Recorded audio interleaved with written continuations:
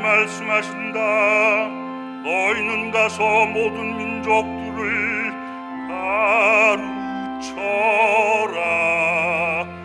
내가 세상 끝날까지 언제나 너희와 함께 있으리라.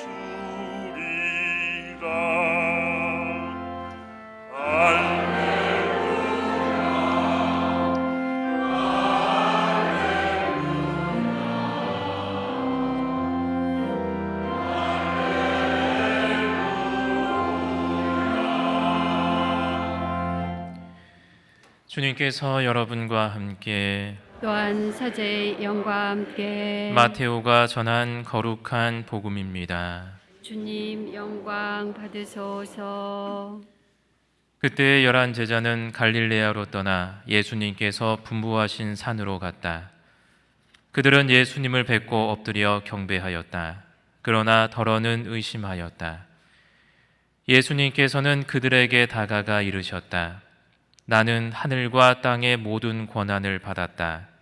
그러므로 너희는 가서 모든 민족들을 제자로 삼아 아버지와 아들과 성령의 이름으로 세례를 주고 내가 너희에게 명령한 모든 것을 가르쳐 지키게 하여라.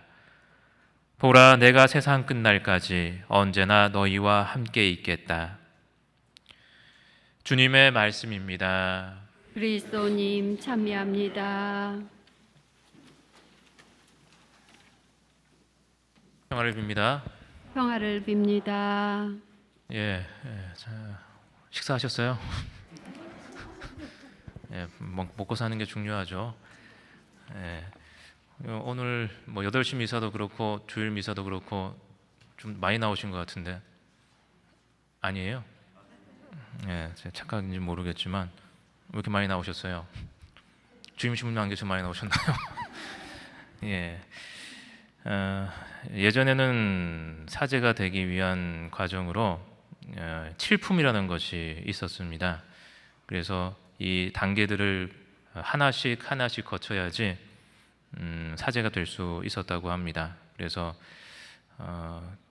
1품은 이제 수문품, 2품은 강경품, 3품은 구마품, 4품은 시종품, 이제 5품은 차부제품, 6품은 부제품, 그리고 마지막이 이제 사제품 혹은 신품이라고 해서 이 제7품을 합당하게 받아야지만 이제 정식으로 사제가 될 수 있었던 것이죠.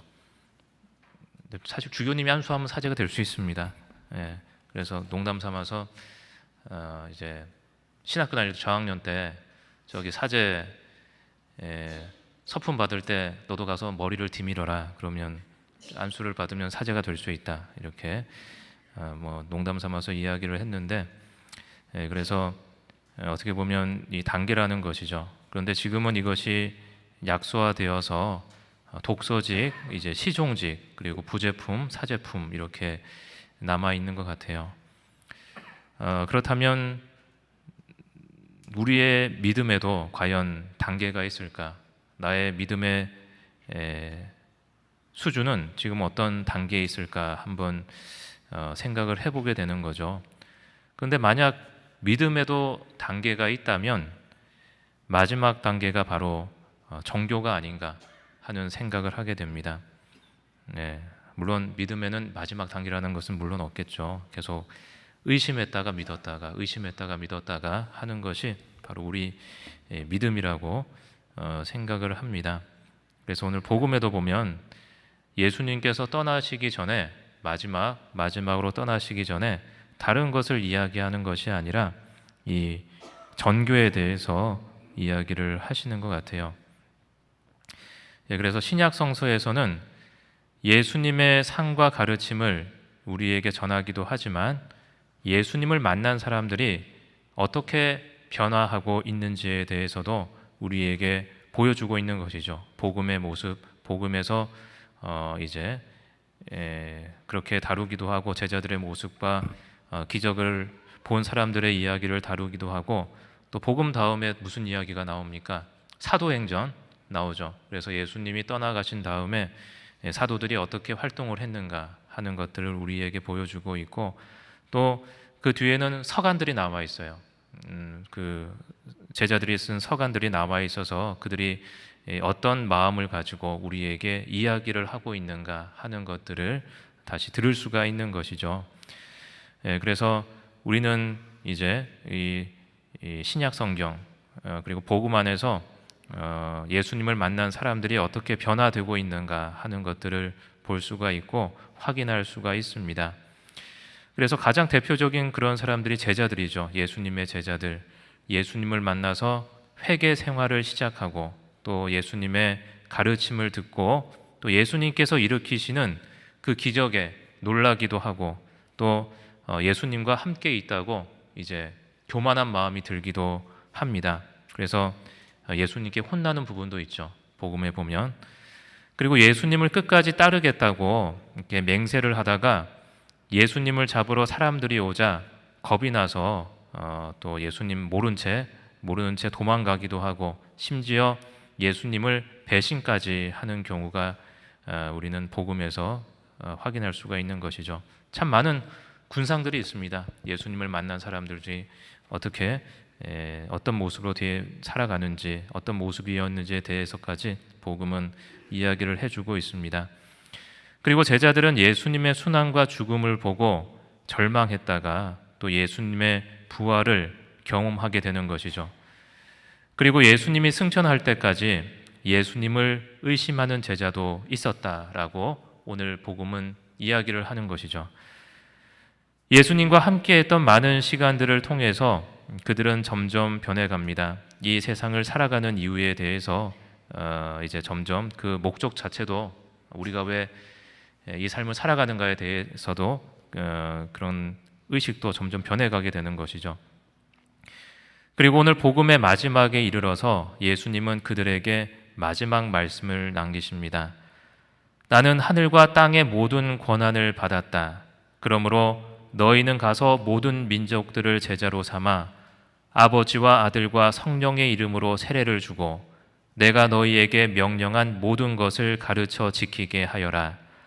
보라, 내가 세상 끝날까지 언제나 너희와 함께 있겠다라고 말씀을 하시면서 예수님은 마지막으로 제자들에게 임무를 주시는 것이죠. 그래서 제자들은 예수님의 말씀을 듣고 자신들이 과연 무엇을 할 수 있을지 그리고 앞으로 예수님이 없는 그 상황을 어떻게 보내야 하는지 고민을 하게 됩니다. 예수님과 함께 했던 시간들을 서로 나누면서 또 그 예수님의 말씀을 다시 한번 정리하기 시작하는 것이죠. 이 정리를 하면서 전에는 보지 못했던 예수님의 순환과 죽음과 그리고 그 부활의 눈으로서 예수님이 가르침이 무엇인지 다시 생각을 해보게 되는 것이죠. 그리고 예수님을 배신한 유다 대신 마티아를 사도로 뽑으면서 이렇게 말합니다. 주 예수님께서 우리와 함께 지내시는 동안 줄곧 우리와 동행한 이들 가운데서 곧 요한이 세례를 주던 때부터 시작하여 예수님께서 우리를 떠나 승천하신 날까지 그렇게 한 이들 가운데에서 한 사람이 우리와 함께 예수님의 부활의 증인이 되어야 합니다. 라고 어떻게 보면 사도를 뽑는 그가 누가 그렇게 뽑히는지에 대해서 이야기를 하는 동시에 예수님 부활의 증인이 되어야 한다고 이야기를 합니다. 그래서 어떻게 보면 우리가 정교를 한다는 것은 바로 예수님의 부활의 증인이 된다는 것으로 이해를 할 수가 있겠죠. 부활의 증인이 되기 위해서는 어떻게 해야 됩니까? 예수님의 가르침을 듣고 십자가의 길을 함께 걷고 또 죽음을 목격하고 그 예수님의 부활을 체험해야 가능하다고 이렇게 생각이 듭니다. 그래서 우리는 정교를 하게 될 때 사실 겁이 나게 되는 것이죠. 내 신앙이 부족한데, 내 믿음이 부족한데 어떻게 다른 사람에게 우리 예수님에 대해서 내가 이야기를 할 수가 있겠는가 하고 생각을 합니다. 오늘 복음에서 예수님을 만난 제자들 중에 예수님을 의심하는 제자들도 있었다고 이제 설명을 하고 있죠. 근데 예수님께서는 자신을 굳게 믿는 제자들에게 뿐만이 아니라 이렇게 자신을 의심하는 제자들에게도 모든 민족들에게 복음을 전파하라라고 말씀을 하십니다. 우리가 머릿속으로 알고 있던 믿음, 행동으로 나아가지 못하고 주저하고 있던 믿음이 전교를 통해서 완성될 수가 있다는 것이죠.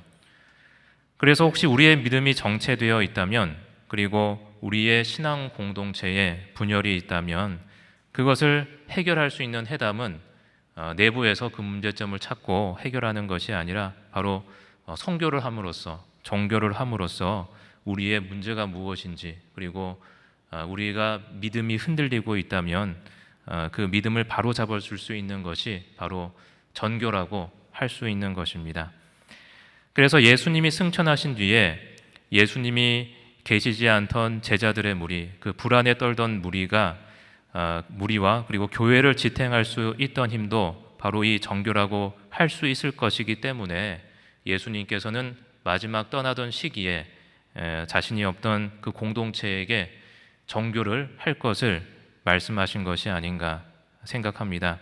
그래서 성령의 강림을 받은 제자들이 두려워 떨다 펼친 제일 처음 활동도 바로 이 정교였던 것이죠. 정교로 인해서 나의 모습이 변화되고 머릿속에 있던 믿음이 나의 삶이 됩니다.